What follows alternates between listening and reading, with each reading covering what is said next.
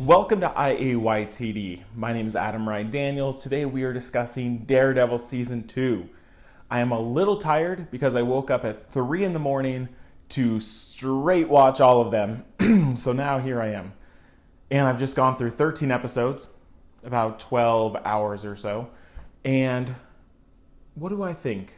Before we dive in, there's going to be two sections. So I'm going to cover spoiler-free, just general thoughts, and then the last part of the video I'm going to jump into spoilers. So I'll put some alarm sounds, I'll do something when we get to spoiler country. So let's start with general thoughts. Is this as good as Season 1? I think so, if not better, which is, I thought, impossible. But this season, it's just tighter. There's smaller arcs. So there'll be like 2 or 3 episodes will be kind of like a little story, like a little movie. So we'll get like kind of the first couple episodes are about the Punisher, and then we'll kind of work into something else. Instead of Season 1 was kind of one long arc about Kingpin, and it was great. But it did there were some slow episodes. So this season, it feels a little quicker. They definitely amped up the action, which I loved, because now not only is there Daredevil, but there's Punisher has a lot of action scenes, Elektra has a lot of action scenes, there's more villains that are able to fight. Like, it's just almost exhausting how much action there is. And the one big action scene that everyone remembers from Season 1 that was kind of a one-shot action take, they've even done better in Season 2 with a more intense action scene that's kind of an homage to that, in addition to other action scenes that are just fantastic. The fight choreography is off the charts. It looks great. The effects are great. The other questions that at least comic book fans are going to have is, how is Jon Bernthal as the Punisher and how is Elodie Yung as Elektra? Because these are two characters that a lot of fans love, and we haven't really seen excellent portrayals of. We've seen good portrayals of at least Punisher.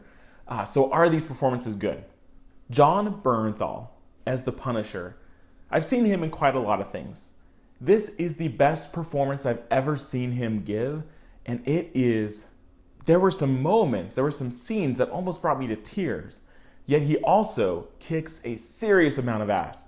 Like, he dominates, and he is exactly the Punisher that I wanted, and he doesn't really have an origin story here, but it does enough to tell us about how he got to be where he is. Just fantastic. And then Elektra, they marketed her a lot, but she didn't really show up right off the bat. It takes her, I think it's like episode 4 or 5 she shows up. But she is also fantastic. And she has a lot of character and personality, which I didn't expect. I kind of imagined this cold, calculated killer. But she is kind of quirky and kind of funny and charming. But then she has this killer instinct when she needs to, and her fight sequences are incredible. So she really just leaps off the screen. And I loved her dynamics with Matt Murdock, with Charlie Cox, and it was just great. So her and the Punisher mixed into all the old characters, it felt new, and it didn't feel like it was rehashing anything, but it managed to do everything a little bit better. And then, speaking of Season 1, again, kind of things that maybe it improved on, Season 1, I wasn't a huge fan of Karen Page. Didn't really like her, and even Foggy got on my nerves sometimes. But both of those characters really stepped it up in Season 2. They gave them a little more substantial stories, a little more character. Foggy especially has some moments that really he comes into his own, and he's not just a sidekick, but he really holds his own, and it's really impressive. So Season 2 is only 13 episodes. You definitely need to watch it. If you liked Season 1, it's a no-brainer that you're going to love Season 2. There is nothing that it does worse. If anything, it is the same, which is fantastic. So I gave Season 1 5 stars, so I'm going to follow up and give Season 2 5 Adam heads out of 5. So that's really all I can talk about without really spoiling it. But I know there's a lot of you that also binge watch this show and want to get into the spoilers. So let's enter the spoiler zone.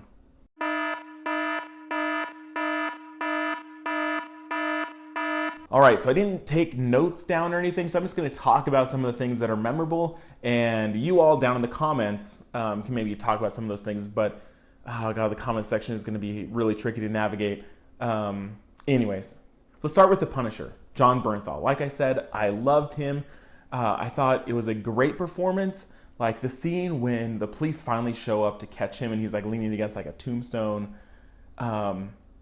Just that monologue he gives about his family was like, I was on the verge of tears. Like it was incredible. And when he's in the hospital before he goes to trial, some great moments. Like he has some really great, quiet, introspective moments that are just fantastic. And even almost the entirety of, I think it's episode 2 or 3, where Daredevil is chained up on top of the rooftop, and they spend almost the entire episode arguing over the morality of should you kill someone to save lives, and then the episode ends with that incredible fight scene where Daredevil has the gun taped to his hand and then he has the chain.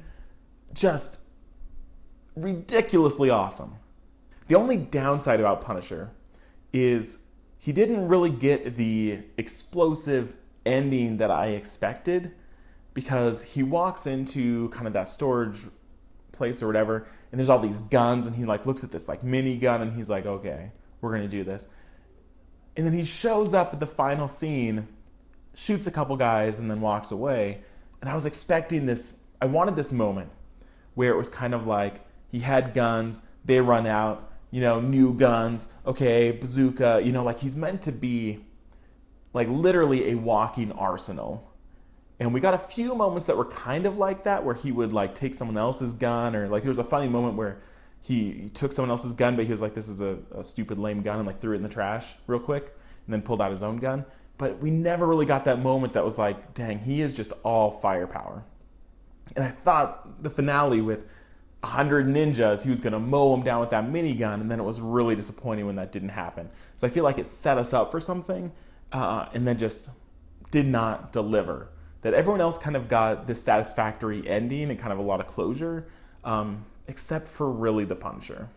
And then Elektra, I thought, had a really cool story. Her being raised by Stick was really interesting and kind of mimicking what Daredevil had gone through.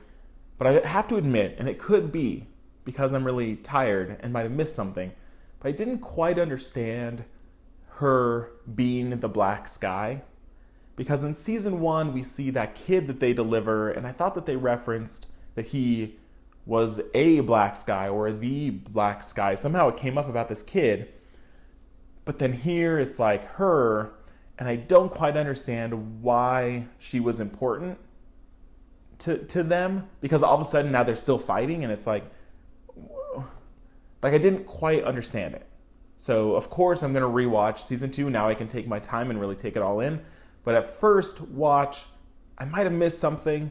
So if you can explain why she was important to the Hand, or really what the Black Sky means, and to what does that mean to be a Black Sky, the Black Sky, tell me in the comments, because I totally missed that.